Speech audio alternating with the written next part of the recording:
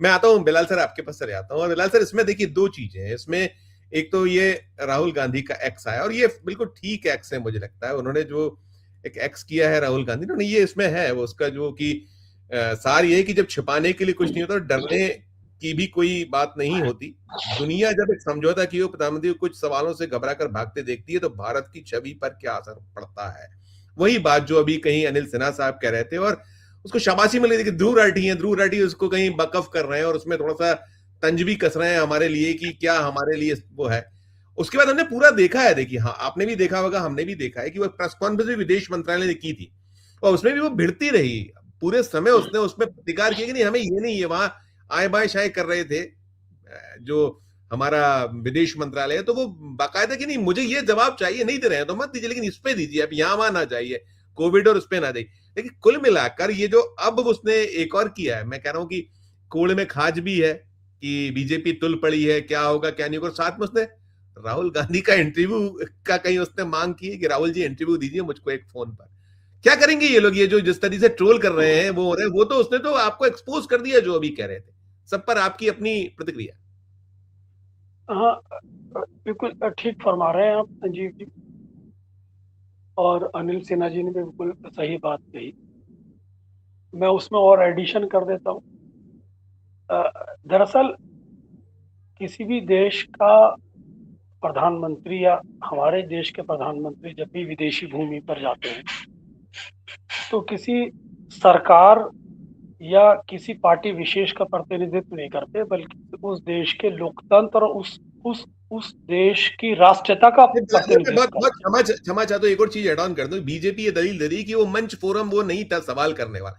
ठीक है कि ज्वाइंट आप एक स्टेटमेंट देने आए थे और नहीं प्रेस कॉन्फ्रेंस दी, लेकिन वो पत्रकार तो अपने धर्म का दायित्व का निर्वहन कर रही थी ना। उसको तो पूछा, आपको देना था देते, आप जो अगर दे देते जवाब तो ज्यादा बेहतर होता, इतनी चीचा लेते शायद नहीं होती। ये एक बात बार बार निकल रही। जी, तो मैं आता हूँ, उस पर भी आता हूँ। तो जब आप किसी भी विदेश भूमि पर होते हैं, तो वहाँ सिर्फ अपनी पार्टी या अपनी सरकार का प्रतिनिधित्व नहीं करते, बल्कि उस देश के लोकतंत्र का और उस देश की राष्ट्रीयता का प्रतिनिधित्व करते। दरअसल अंतर्राष्ट्रीय स्तर पर संजीव जी, जो अंतर्राष्ट्रीय पत्रकार होते हैं, वो जो सवाल करते हैं किसी भी देश के प्रधानमंत्री से, या वो उस देश के ग्लोबल परसेप्शन से जुड़े होते हैं। और कोई भी इंटरनेशनल लेवल का जो जर्नलिस्ट होता है, वो आपकी घरेलू और अंदरूनी राजनीति पे सवाल नहीं करता, बल्कि उस देश की जो अंतर्राष्ट्रीय स्तर पर उस देश के जो प्रासंगिक मुद्दे हैं, जिसमें मानवाधिकार होता है, जिसमें माइनॉरिटीज के राइट्स होते हैं, जिसमें प्रेस की स्वतंत्रता होती है, उन सवालों को लेकर सवाल करता है। तो जो सेंसरशिप भारत के अंदर एक बनाई गई है, जहां प्रधानमंत्री भारत के अंदर ना तो किसी कोई प्रेस वार्ता करते हैं, न ही किसी पत्रकार का सवाल लेते हैं, तो हैली के सवाल ने उन सभी सवालों को, उन सभी प्रश्नों को एक इंटरनेशनल डायमेंशन में बदल दिया है। यानी कि उन सभी मुद्दों को अंतर्राष्ट्रीय मुद्दे में बदल दिया है। यानी कि उन सभी सवालों को अंतर्राष्ट्रीय सवाल बना दिया है, जो ग्लोबल लेवल पे एक्सप्लॉइट स्प्लिट कर गए। यानी कि अब ये प्रथा हो सकता अन्य देश भी दोहराएं, कि जब वो ये महसूस कर लेंगे कि भारत का प्रधानमंत्री तो सवाल का जवाब नहीं देता, तो मेरा ख्याल है अन्य मंचों पर जब भी प्रधानमंत्री कहीं विदेश दौरे पे जाएंगे, तो खासतौर से सवाल पूछे जाएंगे प्रधानमंत्री से कि भाई जवाब दीजिए आप, क्योंकि आप देश में तो देते नहीं, इंटरनेशनल प्रेस को आप रेफर कनेक्ट कर रहे हैं, तो आपको इस दायित्व का तो निर्वाह करना ही पड़ेगा, इस सिद्धांत का तो निर्वाह करना पड़ेगा। तो ये और मुसीबत आन खड़ी हुई है। अब आपका सवाल मैं जो लेता हूं, देखिए, अगर आप ये कह रहे हैं कि वो ज्वाइंट प्रेस कॉन्फ्रेंस थी या ज्वाइंट प्रेस स्टेटमेंट देना था, तो वो फिर वहां पत्रकार क्यों इनवाइट किए गए थे? पत्रकार इनवाइट तभी किया जाता है, प्रेस कॉन्फ्रेंस तभी की जाती है जब उसे सवालों की स्वतंत्रता होती है, सवाल पूछने का उसका जो राइट है वो अगर एक्सेस करता है, तभी वो प्रेस कॉन्फ्रेंस होती है। आप देना चाहे वो दे दे, ज्वाइंट प्रेस कॉन्फ्रेंस में आप जो स्टेटमेंट देना चाहें दे दे, उसके बाद जो क्वेश्चनिंग होती है वो तो पत्रकार एक्सरसाइज करेगा ही ना करेगा। तो ये कहना साहब वो ज्वाइंट प्रेस कॉन्फ्रेंस थी, अब वो ज्वाइंट स्टेटमेंट देना था, ये सरासर तार्किक नहीं है, ये लॉजिकल नहीं है। दूसरी बात ये भी कही जा रही है कि साहब प्रधानमंत्री बाध्य नहीं हर सवाल का जवाब देने के लिए। तो यही तो सवाल है कि प्रधानमंत्री भले ही बाध्य ना हो, लेकिन देश की लोकतंत्र तो जवाब दे है उसके लिए। देश का लोकतंत्र तो तकाजा करता है जवाब दे। देश की प्रेस स्वतंत्रता तो जवाब मांगती है ना उसके लिए। और जहां आपका प्रेस इंडेक्स 157 पे है, वहां उनका प्रेस इंडेक्स वो दुनिया में नंबर 1 पर है। तो वहां पर जाके तो कम से कम आपको इस बात का एहसास कर लेना चाहिए था, या आपके मीडिया एडवाइजर को ये बता देना चाहिए था, या आपके पॉलिसी एडवाइजर को बता देना चाहिए था कि साहब जो गलती भारत में करते यहां मत कीजिएगा। तो प्रधानमंत्री ने तो गलती की कि उनके एडवाइजर ने भी मिसगाइड किया उन्हें, या प्रधानमंत्री की चिर परिचित शैली है जिसकी उनकी आदत बन गई है, वही आदत उन्होंने वहां भी दोहरा दी। उनको ये एहसास नहीं था इसका खमियाजा कितना बड़ा भुगतना पड़ जाएगा। तो कुल मिलाकर जो हैली ने सवाल खड़ा किया है वो भारतीय पत्रकारिता, बल्कि भारतीय मीडिया जगत के को आईना भी दिखाता है, साथ ही साथ भारत के अंदर पत्रकारिता की स्वतंत्रता की जो एक कैफियत है उसका भी दर्शन कराता है। साथ ही साथ भारत के प्रधानमंत्री का समय समय पर पत्रकारों के सवाल से बचने का जो एक ट्रेंड है उसको भी एक्सपोज करता है। तो मैंने तो और आपको एक्सटेंड कर दी सारी बातें। नहीं, बिल्कुल बिल्कुल। जस्टिस नागरत्ना और वो जो दूसरे उनके सहयोगी हैं, उन्होंने कल जो चीजें कही, तल्ख है वो जो मसला है, वो शार्जिल इमाम और जो उमर खालिद वाला। और देखिए जो आपने आज हालत खड़ी कर दी है, आपको जवाब तो देना होगा। आप प्रत्येक जो हमारे वो जो है प्रेस की फ्रीडम का मामला हो, या अल्पसंख्यकों का मामला हो, मानव अधिकार का मामला हो, सारे ये जो ये हो रहा है, देखिए इस पे भी करिएगा इकबाल से टिप्पणी, या माफ कीजिएगा बेलाल से टिप्पणी। ये जो ये मसला है, ये कहीं कुछ इससे कुछ अब कुछ सीख दोनों में देखिए, यहाँ प्रधानमंत्री के साथ जो हुआ, जो सवाल हुए, उस पर भी कहीं विचार होना चाहिए कि आप ये जो हर जगह आप चले जाते हो बिना ये कहीं जवाब दिए। और दूसरा यहाँ देश में जो हो रहा है कि जो हमारा जो न्यायपालिका, उसको भी कहीं अब इसमें आ गया है कि इन जो मिसयूज ऑफ जो तमाम है सरकार की ओर से, दोनों पर टिप्पणी आपकी। देखिए संजय जी आप बहुत ही सेंसिटिव बात कर रहे हैं। देखिए मैं अपना उदाहरण देता हूँ। मैंने तकरीबन लगभग 20 साल हाउस कवर किया, पार्लियामेंट कवर किया, सेंट्रल हॉल एक्रेडिटेशन मेरा है आज भी।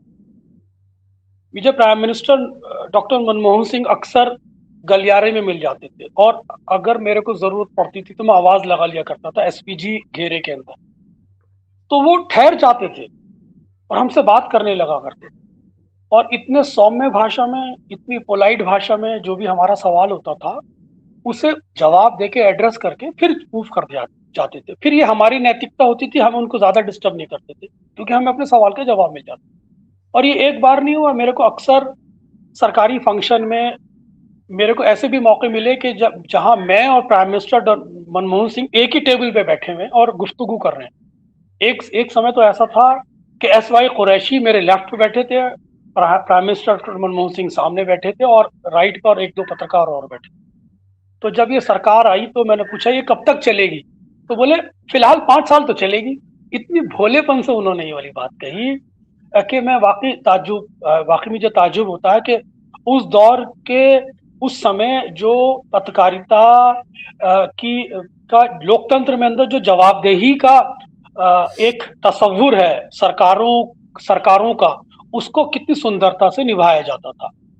अब जो बुनियादी आप सवाल जो कर रहे हैं कि आज केवल देश के अंदर जो जवाब ना देने की प्रथा डाल दी गई है, ये अपने आप में बताता है कि अकाउंटेबिलिटी के तस्वुर से अपने आप को ऊपर समझने लगे हैं। यानी कि आप लोकतंत्र की जो बुनियादी तस्वुर है, जिस परिपाटी पे लोकतंत्र चलता है। देखिए पत्रकार संजीव जी अपना सवाल नहीं करता, पत्रकार तो अपने माध्यम से जनता की आवाज को उठाता है, यानी कि समाज के सवालों को उठाता है, यानी कि लोकतंत्र के सवालों को उठाता है। उसका कोई व्यक्तिगत इंटरेस्ट तो होता नहीं। तो वो लोकतंत्र की प्रकृति को सामने रखता है, विपक्ष की आवाज को बाहर रखता है, जनता की जो सवाल है उनका प्रतिनिधित्व करता है। तो उसकी जवाबदेही बनती है ना प्रधानमंत्री की, जब लोकतंत्र को रिप्रेजेंट करते हो। तो ऐसा नहीं हो रहा।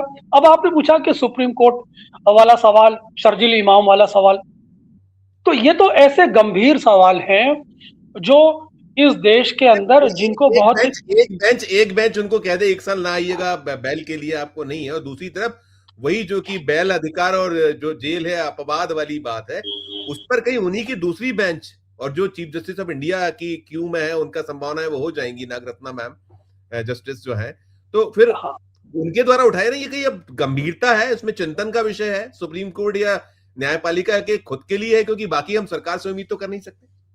जी जी, आपने बहुत अच्छी बात कही। देखिए, सिर्फ बेंच का सवाल नहीं है संजीव जी, यहाँ 3 जजेस बेंचेस को 2 जजेस की बेंचेस ओवर रूल कर रही है। ये है बुनियादी सवाल। ठीक ठीक। बुनियादी सवाल बेंच का नहीं है, जो 3 जजेस की बेंचेस का जो निर्णय है उसको आप नहीं, 2 जजेस की बेंचेस नहीं मान रही। पॉइंट इज दिस, जी इसीलिए तो सुप्रीम कोर्ट ने टिप्पणी की है। तो जब सुप्रीम कोर्ट की जो टिप्पणी होती है वो कानून की नजर में खुद अपने आप में एक रूलिंग होती है, वो अपने आप में खुद एक कानून होती है। और मैं बस इस नतीजे पर पहुंचा हूं कि देश के अंदर जो न्यायपालिका और विधायिका को के अंदर जो एक टसल चल रहा है, जो एक द्वंद्व नजर आ रहा है, अब समय आ गया है जब सुप्रीम कोर्ट को अपनी टिप्पणियों को अब फैसलों में बदल देना चाहिए। सिर्फ टिप्पणियों तक सीमित नहीं रहना चाहिए, फैसलों में बदल देना चाहिए। और अब समय आ गया है जो जिस डिबेट की इस देश के अंदर जरूरत है कि मेजोरिटेरियन एग्जीक्यूटिव बनाम इंस्टीट्यूशनल बैलेंस का जो एक टकराव है इंडिया के अंदर, जहां अब ये सवाल बुनियादी तौर पर खड़ा होता है कि सेपरेशन ऑफ पावर हो जाना चाहिए, कि जितनी भी कॉन्स्टिट्यूशनल बॉडीज हैं उसे कॉन्स्टिट्यूशन के कस्टोडियन सुप्रीम कोर्ट है उसके अधीन होना चाहिए। तभी इस देश की व्यवस्था के अंदर संतुलन पैदा होगा। ये इसलिए आधार पर कह रहा हूं कि जब सुप्रीम कोर्ट का यह फैसला था कि चीफ जस्टिस को चुनाव आयुक्त की चुनने की प्रक्रिया में प्लेस किया जा सकता है, तो ये इसलिए किया था उन्होंने फैसला कि उनको यह आभास हो गया था कि चुनाव आयुक्त की प्रक्रिया में पारदर्शिता नहीं है, स्वच्छता नहीं है, इसीलिए तो किया था। और सरकार ने उसे फिर ओवर रूल कर दिया। तो जब संवैधानिक संस्थाएं जब संविधान निर्माताओं ने संवैधानिक संस्थाएं बनाई थी, उनका उद्देश्य यही था कि ये एग्जीक्यूटिव या विधायिका से अपने आप को दूर रखें और अपने संवैधानिक कर्तव्यों का पालन करें, जो होता हुआ नजर नहीं आ रहा। तो जब सरकार इन एग्जीक्यूटिव इंस्टीट्यूशन के अंदर अपनी मेजोरिटी स्टैब्लिश कर देती है, तो फिर पारदर्शिता का सवाल खड़ा हो जाता है और इनके इंस्टीट्यूशनल क्रेडिबिलिटी में भी सवाल खड़ा हो जाता है। इसलिए आधार पे कह रहा हूं कि अब समय आ गया है कि सेपरेशन ऑफ पावर की डिबेट होनी चाहिए, कि जितनी भी संवैधानिक संस्थाएं हैं उसे सुप्रीम कोर्ट के अधीन हो जाना चाहिए।